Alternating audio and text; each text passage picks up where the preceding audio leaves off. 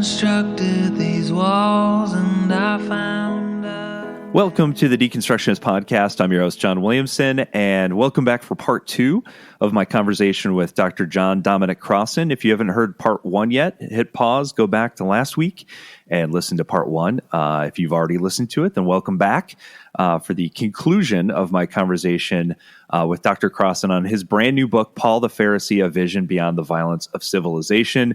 As always, had an amazing time having a conversation with him. He's one of the foremost New Testament scholars alive in the world today. And so anytime you get a chance to talk to somebody like him, it's always a good time. So always feels like a free education for sure.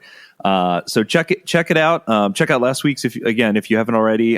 Check out our earlier interview with him on the resurrection from a couple years back as well, back in our catalog. All prior episodes are free. You can stream them directly from our website or any of the podcast apps. But without further ado, let's get to it. If you haven't already reviewed, rated, and subscribed, I think that's all 3 things you're supposed to do. Please go do so. We're an independent podcast. It just helps us get the word out about the show, and or share with a friend if you think it might be useful. So appreciate that. But otherwise, here is part 2 and the conclusion of my conversation with Dominic Crossan.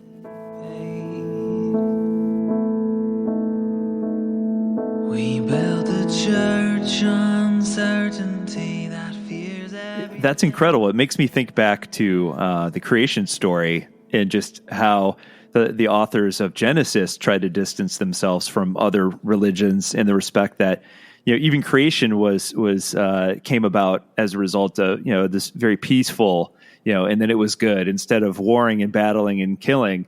It seems to be sort of the same, attempt within the literature to show that this is why we're not the same as this other group of people. And we kind of think that we invented controlling the narrative. Yeah, it feels that way. Yeah, I mean, we have to be very careful. It's one thing in Luke to say, we Christians, and Luke would use that term, we Christians are innocent. Okay, fair enough. You can use your own best defense of yourself, show your best side. That's fair enough. But be very careful what you say about other people. I'll give you an example. There's that famous scene of Paul escaping from Damascus, over the wall. We were in Damascus, Sarah and I, in 2010, about the last summer you could get in there without a flak jacket. And they'll show you the gate. They'll show you the place where Paul came out over the wall, the Peasant. So we have this story. Now, Paul says, they had to let me out over the gate because the Nabateans were guarding the gate to arrest me. That makes absolute good sense. The year is probably 36, and Aretas IV, king of the Nabateans, is pushing north, and Paul's in trouble. Okay, fair enough. Now look how Luke has the same story. So Luke knows stuff. He knows that story. Paul has it in 2 Corinthians, and Luke has it, of course, in the Acts. And he says, the Jews were guarding the gate to kill me, to kill Paul, sorry. Now, okay, I don't think that's true. I don't think the Jews in the first century guarded the gates of an Arab city, or that the Romans, who had their own idea about monopolizing executions, would let them execute him. Now, a lynch mob might happen, but if you plan to execute him, you better make certain the Romans weren't around and get it done very quietly. So anyway, I look at those 2 stories. And I will say of the first one, I think that's right. The Nabateans in 36, that makes sense to me. That's why he's up there. He's already fighting in Philip's territory, so Aretas IV is taking over the north side or the east side of the Jordan. Okay, that all makes good historical sense. The Jews, no. That's part of Luke's, what term do I say? I'm going to say it's libel. That the only problems are Jews rioting. Now, Paul may bring on some riots for all I know. I mean, I think that's probably true. But, that if I was a Roman looking at this, I would be trying to say, well, my city was peaceful. Jews have been living there for centuries. They weren't rioting. All of a sudden, this guy, Paul, was in there, and we start having riots. Who do I think is guilty? I'm going to go for Paul. I'm not going to say, well, they shouldn't have rioted. They should have let freedom of speech. No. So this perfect storm of innocence, as I call it, is not the way Rome sees it. It may be fair enough from your point of view. You're not using violence. But Rome crucified Jesus. Didn't crucify, executed Paul. We don't know how, but he executed Paul. So yeah, Rome got the message. These people are not violent revolutionaries. We crucify a lot more of them. But they are non-violent resistors. They're what you and I might call activists. Rome allowed talk. It didn't allow violence. Activists were in the middle. And Rome's solution to an activist was you crucify the leader. If there's a movement and it's not violent, then what you do is you crucify the leader and that'll finish them. Yeah. And if they're still at it, then you crucify the next leader. You don't waste crucifixion on nonviolent resistance. You just go for the leader. And that was Roman policy. Yeah, and I think that's something you mentioned in, I believe in your last book, but that's what's so curious about the movement of Christianity is the fact that, typically that would end it right there, this movement, or the next person would step up, which is typically would have been, in this case, James, but that's not what happened either. So it kind of, bucks against tradition here in many ways. When you read, and we should read, I mentioned Josephus's account at the end in the 90s and Tacitus in the 110s or so, at the beginning of the 2nd century. Both of them have to explain there was this Christ, he started a movement over there, we executed him, then they have to explain, well, why are they still around? You guys know that the point of an execution of a leader is that finishes the movement. Josephus, who's kind of delicate, shall I say, or prudent, says, well, those who followed him still loved him. Okay. And Tacitus, who cannot write without a sneer on his pen, shall we say, says, well, it was a disease. And disease spreads. And so it comes to Rome where everything rotten arrives eventually. Okay, Tacitus, but you have to admit, it didn't stop, it spread, and is now in Rome. So yes, that's what you have to really explain, that despite executing the leader, and Paul is terribly important in this, because Paul writes. Yeah. Paul gets the stuff in print in the 50s. And once it gets in print, unless you get rid of it, burn the books, then he's going to be there. Yeah, so you've talked about obviously some of the complications with understanding who Paul truly was and what lens to kind of see him through, because I think it's safe to say that modern days people either love Paul or they can't stand Paul. It's kind of there's no middle ground there. Yeah. And so obviously we've discussed some of the issues with some of the perhaps creative writing, some of the letters that may not have been authored by him. Talk about like some of the other issue too, obviously would be, specific to the letters that were written. It would be sort of almost like only seeing one side of an email, and so there's some complications with that as well. And talk about that a little bit.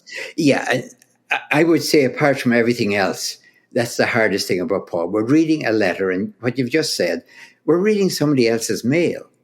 Now, the Corinthians know exactly what's going on. That's why he has to keep writing letters to them. They know exactly what he's saying, and they don't like it.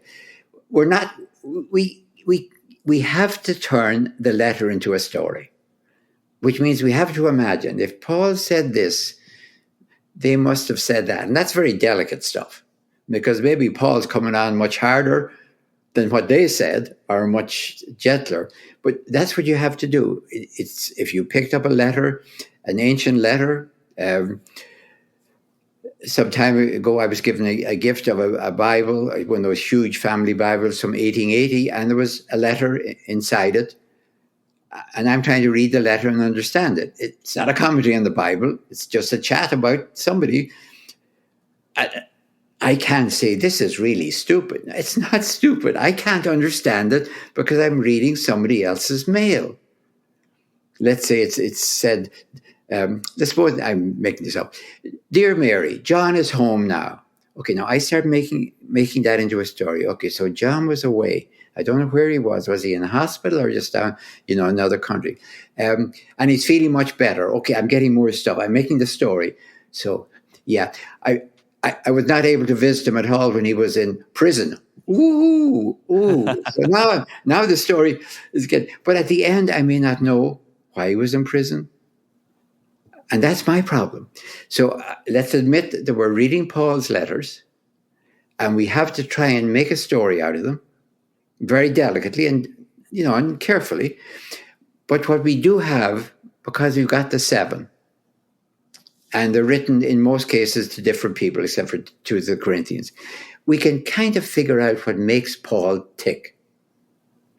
It's almost like, if somebody had never read anything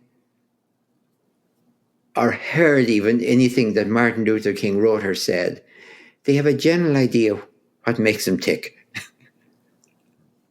And they have a general idea why somebody might have assassinated him.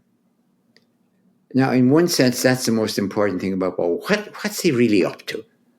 What makes him tick? How does he generate all of this stuff? Even if he's just answering a small little question, he's doing it from his basic position. So I think what we have to try and do with Paul is find out kind of what's his basic position? What's going on? And that's kind of what I did by calling Paul the Pharisee. Not just Paul the Jew, which of course is absolutely right, but that's too general. He's a Pharisee. So it's by exploring what it means for Paul to be a Pharisee that I think you can get into the heart of Paul, that you can hear the heartbeat of Paul, as it were. Yeah, one of the, I think, more interesting parts of the book too is you talk about, you look at specific examples and how Paul would have viewed these issues as a way to kind of understand Paul a little bit better. And so you talk about sort of the references to ascension and resurrection and the difference between the two and how they may have been used or viewed in that time. So talk about that a little bit, because I think that was absolutely fascinating. And let me do what I always do. Whenever I start, today somebody mentioned resurrection, I might immediately say, "Well, I don't think it really happened." Or, wait a minute, now, could we hold everything for a moment? In the first century, in the year, let's put a year on it, the year 30, when any Jew used the term ascension, apotheosis if they're using Greek, or resurrection, which is a different word completely, anastasis, what did they mean by it? I don't ask if they believed in it or not, if they thought it was rubbish, but what did they mean by it? So let me be very, very clear. I consider these 2 powerful metaphors. And apotheosis or ascension was kind of the wallpaper of the Mediterranean world. Romans, Greeks, Jews believed, accepted it. I don't even know if it was faith so much as acceptance, that certain human beings were so important to the human race that on their death, they were taken up to the gods. They were taken up among the gods. They ascended to the gods. For example, Romulus, who had founded the Roman people, was taken up to the gods. He wasn't allowed. Now, if you said, "But we found his body, we think we know where his body is," they'd have said, "Get a life. Get a life. We're talking about his spirit." And then if you said to them, "Yeah, but was there a body involved? Otherwise, how would you know Romulus?" They would have said, "Of course they had a body, but it was an appropriate body to their being." If you were reading Virgil and Aeneas went down to Hades and had a chat with his father and Jesus, and you said, well, how did he recognize him? Again, the same answer, get a life. They'd have said, of course, there was a body-like appearance. And if you said, well, could he shake hands with him? They probably would have said he could do whatever the gods wanted them to do. Anyway, so that was ascension. Now, here's the huge surprise. On Easter Sunday, let's go literally as for the moment, I think the closest followers of Jesus had visions of. I think that's a fact, actually. Now, you can explain visions any way you want, but they're not hallucinations. Because you have a hallucination, you don't know you're having a hallucination. If you've seen that magnificent movie, The Beautiful Mind, he didn't know he was having a hallucination, neither did most of the audience until they sprung it on you. We were all taking it in. Yeah, he's working for the CIA. A vision, you know you've had a vision. That's the difference. I've had a vision. And you may want to do what the vision said, but so visions are valid. They can be dated. They happen. And I'm convinced they happened, and I'm not surprised either, because they do happen. Now, how are you going to interpret the vision? That's interpretation. That's interpretation. I could interpret it as an ascension. Then Jesus is with God, just like those Romans claim for Augustus. Our Jesus is with God. Then you might say, well, so what? Well, then we should really do what he said. Okay, what did he say? That would be one whole way of inventing Christianity, to put it bluntly. Or you could say, well, he's with God, he's gone, so we can do whatever we want.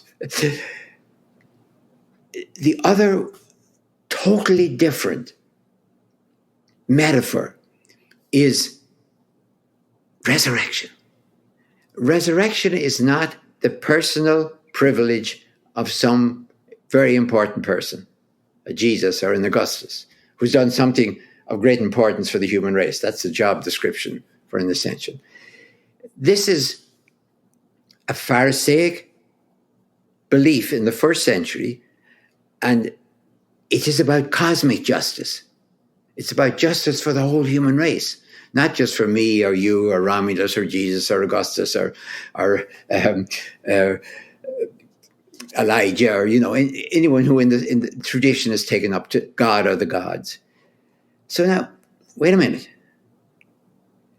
If you have lived as Jews had under empires, the Assyrians, the Babylonians, the Medes, the Persians, the Greeks, and the Romans, you could say, where is the justice of God?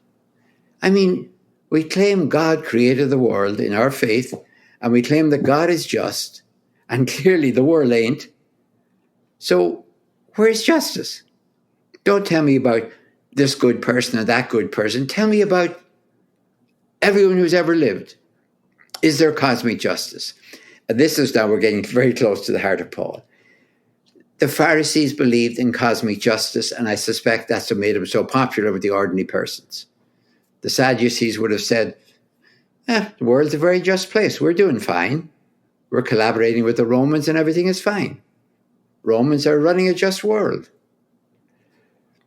The Essenes and Qumran might have said, we've given up on this world. We're retiring into the desert. The Pharisees, I think, represented the center. And they said, there is going to be a cosmic justice. That's their faith. At the end of time, now watch it, end of time, then we can start debating when that is. At the end of time, there will be a resurrection of everyone who's ever lived. Everyone. And they'll stand before God, everyone, and be judged, and then they'll go off to heaven or hell. Now, you could say, well, that's at the end of time, so fine, whatever. Let's forget about it, except for nightmares. But then, here's what Paul says. Now, he's a Pharisee. He was a Pharisee long before he ever heard of Jesus. That's why he persecuted. He believed all that. That's part of the Pharisaic faith. But now he's a messianic Christic Pharisee. I'm not saying Christian, I'm using the word Christique, because that means the same as messianic. They're just anglicized Hebrew, Aramaic, or anglicized Greek. So he's a messianic, Christic Pharisee. No, he hasn't lost his Phariseeism. That's why my book is called Paul the Pharisee. He hasn't given up on the general resurrection. But he makes this startling claim in 1 Corinthians 15. It has begun already. What? The general resurrection at the end of time has begun with Jesus. Now, if I was a Pharisee, a fellow Pharisee, I always said, come on, Paul. There's no such thing as a resurrection of an individual. Resurrection is for everyone. Yeah, Paul would have said. I know that. But as he argues in 1 Corinthians, the general resurrection, which he calls anastasis nekron, that's plural. So resurrection of the dead ones. So that's the great big resurrection, has already begun with Jesus. Now, the proper answer to that is, what? So God's great cleanup of the world, God's justification of the world has already begun? Get with the program, says Paul. You might say, well, if we don't get with the program, will God still do it? Is God going to do it by God's own self? Paul would have said, no. You're called to do it with God. Now, Paul is talking good old classic theism. That's fine. I'm accepting that for the moment. You don't do it without God. You don't do it by yourself, Paul says. And the big thing, God's not going to do it for you. And that's simply good covenantal thinking, because covenant is always between two people. So Paul the Pharisee, the beating heart of Paul, is that the great justification of the world has already begun with Jesus. And if you say, well, what if we don't cooperate? Then Paul would have said, but if the resurrection has begun, then the judgment has begun, right, Paul? Then heaven and hell are kind of already operational and open for business right now. Now, when I hear Paul say that, and I watch the evening news, that's starting to make awful sense. So you mean either the world will be a just place, or we will destroy ourselves. So we can't say, well, it all depends on whether God will or will not punish us. Maybe there's forgiveness, maybe there's mercy, and we'll get away with it. But if we're operating under evolution, with or without theism, I don't argue that. It doesn't change anything. We do know that gravity works the same way for theists and atheists. And it also works the same way for somebody who couldn't care a hoot about either of them. Just try it anytime you want. Gravity is the glue of the universe, whether we like it or not. And if you want to think that God runs it personally for every single person and fine, but it's still there. So that's really getting very close to the heart of Paul, and why I insist on Paul the Pharisee. Because he remains a Pharisee, but now a messianic Christic Pharisee. And he's trying to imagine, and he is trying to imagine, and grope his way towards it, as I am. What does it mean then that the general judgment of the world is already operational, has already begun? Some say, but I don't see it. Where is that? I don't see any God sitting on a throne, But think about it. And that's, I think, why people can say Paul is terribly important for the 21st century. Yeah, and what's interesting is that part of my takeaway from this is that also even Paul is not unaffected by the ways in which he his experience, his own personal experiences, and his own personal agenda. So even Paul, in the way that he views the path forward, is influenced by, his past and those types of things. And so when we talk about the ways in which we read, even read the Bible, a lot of times on the podcast, we've talked about the fact that, the place in where you're born and your lived experience certainly has an impact on the way that you read the Bible. And so even for Paul, it's interesting that even one of the largest figures in all of Christianity was clearly influenced by, his life as a Pharisee and the things that he was experiencing in the time with the Roman Empire and that sort of thing, and having to combat the things that he was dealing with that were unique to him at that time that we may not be experiencing today, but, I mean, my own experience, honestly, has been more affected by what I've done, seen, than by sitting in the study and pondering. I mean, I had no idea, an interest in Eastern Christianity's anastasis. I don't even knew it. You might have seen the images. So yeah, fine. It took 18 years of traveling all the way across from Spain to Syria and Russia to Egypt. See, this is all over. It's not just in one place. It is Eastern Christianity, and it's radically different from ours, and it's been there. Now, the same thing in a way, I grew up in Ireland. I didn't run into biblical fundamentalism. Absolutely not on my radar. What ended my career as a monk and a priest was papal fundamentalism. In 1968, I went on television in Chicago, and I said basically that the Pope, John Paul II, was simply wrong, put it bluntly, about condoms. The encyclical Humanae Vitae had just come out in, I'm going to say July of 68. They asked me on television, the show, there was going to be a doctor on there as well, a medical doctor, and we were supposed to debate, and he was going to debate that rhythm was fine and the Pope was right, and I was going to say, with all due respects, the Pope was wrong. That did it. It had nothing to do with the Bible or anything else. The Cardinal Archbishop of Chicago said, give me 1 week why Crossan shouldn't be tossed out of the diocese. I wasn't, but that was simply the way things happened.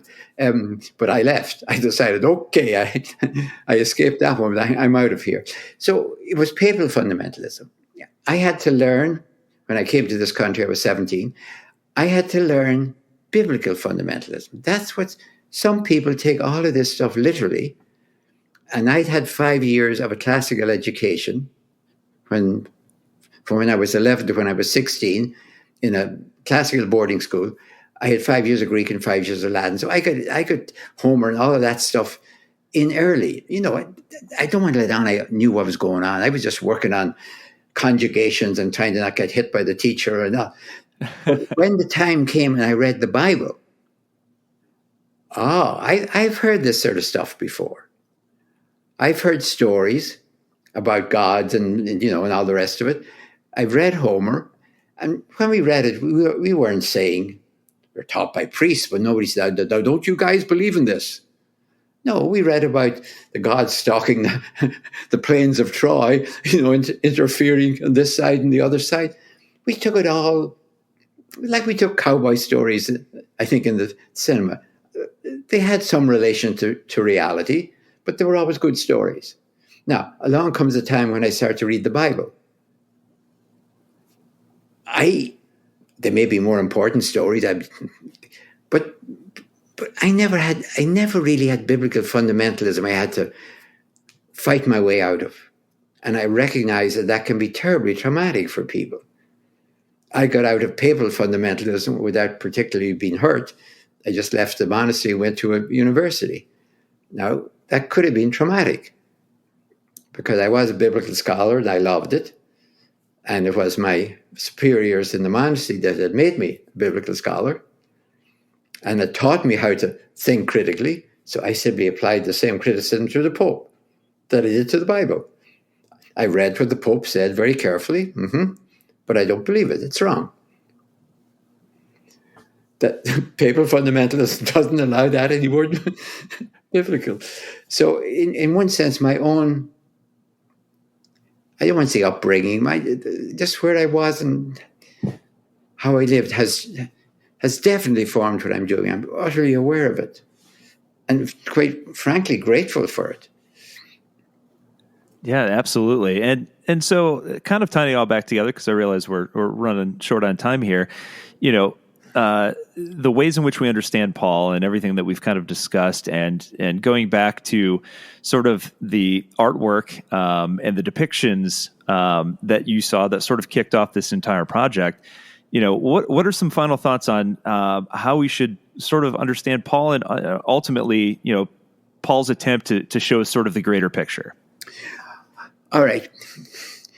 The greater picture for Paul, if I could go into his mind, if I can try it for a moment, here's what seared Paul's soul, what empowered his vision, what generated his mission as I see it.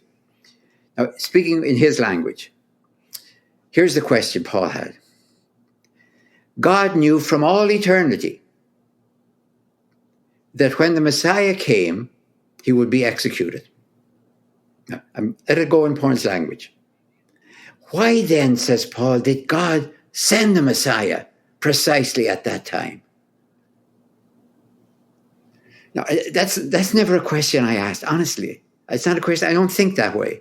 But I'm convinced that when Paul talks about the mystery of God, the mystery that was hidden from all eternity, and the crucifixion of Jesus, which the leaders of this world, the archontes, would not have done, because otherwise the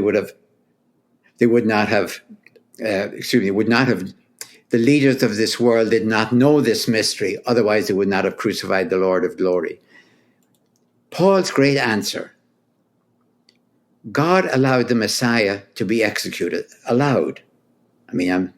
Paul is talking anthropomorphy. Allowed, decreed, decided, to reveal to us, to the nations,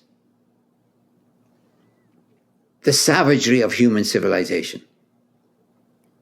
It's like holding a mirror up to civilization and say, look, people, I, God, sent you the Messiah. And what did you do? You crucified him. So for Paul, the crucifixion of Jesus as Messiah is the revelation from God of Rome's law and order, vaunted justice and peace is hollow. And that the criticism is not just Rome. It's not just Roman civilization as Roman, but Roman civilization as civilized. As civilization. And therefore, the corresponding with that, like the second, the other side of a divine coin, is that God has therefore already established resurrection and process. I think that's as clear as I can see the very core of Paul. What's the powerhouse in there that keeps him going? Writing letters, going. No matter what you say, he has some kind of an answer for you. I think that's what starts him off. He talks about from all eternity. That's his term. The mystery hidden in the wisdom of God, he says, is why on earth did God allow that to happen? And he wouldn't say allow. He might have said decide, decreed. I don't know what verb he would have used. So that's the final thing that Paul leaves us to ponder and then to generate a world from. That's amazing. And what a great place to end. Anytime you come on, I feel like I'm getting a free education and I should be paying for this. So thank you, John, very much. Yes, thank you so much for coming on. I will have the links in the show notes. Folks, go check out the book. I'm assuming that it will have beautifully illustrated photos in it, just like the last one. The only photograph is on the cover. To be honest with you, the last one cost so much that my editor almost shot me. I will say this about people: the best way to read the last one is get an app on your computer, a Kindle app on your computer, and get the book. and look at it on a computer, not on a cell phone, on a computer where you can blow it up and see the images as big as you want. Or the way Sarah and I did it when we were writing it, we connected our computers to a big television monitor, and we could see it then, because otherwise there's these tiny little pictures. We could blow them up this high. So I wouldn't try and get the book in any case, but it's so expensive it's out of print probably already. Kindle's still there. Yeah, go get the Kindle version then, because I've got the hardbound copy. The pictures in that are absolutely stunning, but obviously if you can get it to where you can expand the pictures, that's the way to go. So go out and grab the book, grab this one. Again, the two complement each other beautifully, and thank you so much again for coming on. Thank you, John. Does he know that I'm alive? Is God even here?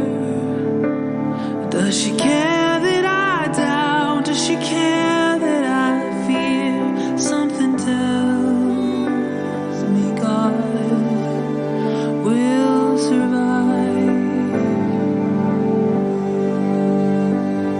So take a breath, breathe it in, the mystery.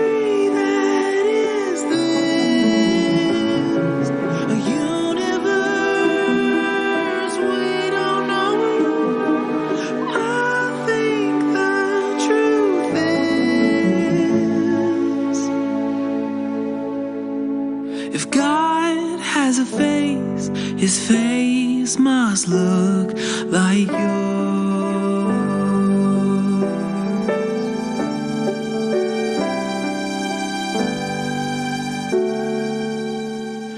Did God kill his kid? Did he have to have blood before he would forgive? Maybe we made a God that looks like us. Does God know my name? Is the ache in my soul just confined to my brain? Even so, does that mean it's not real? So take a breath.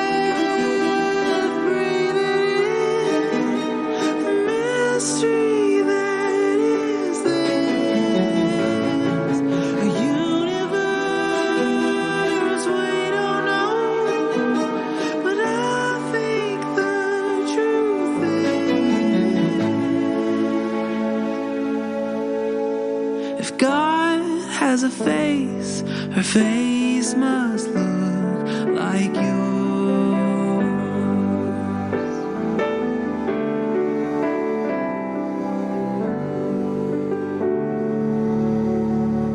A face like a Tina, an Ahmed or Mildred, a Russ and his husband, Gus and their children. A face like a Kim, a Ted or Tyrone, a Lucy born with an extra chromosome, a Pablo with legs he can't move by himself, a girl born a Daniel who now is Danielle, a Bill H. and even white guy's name Todd. If you have a heartbeat, you are the face. God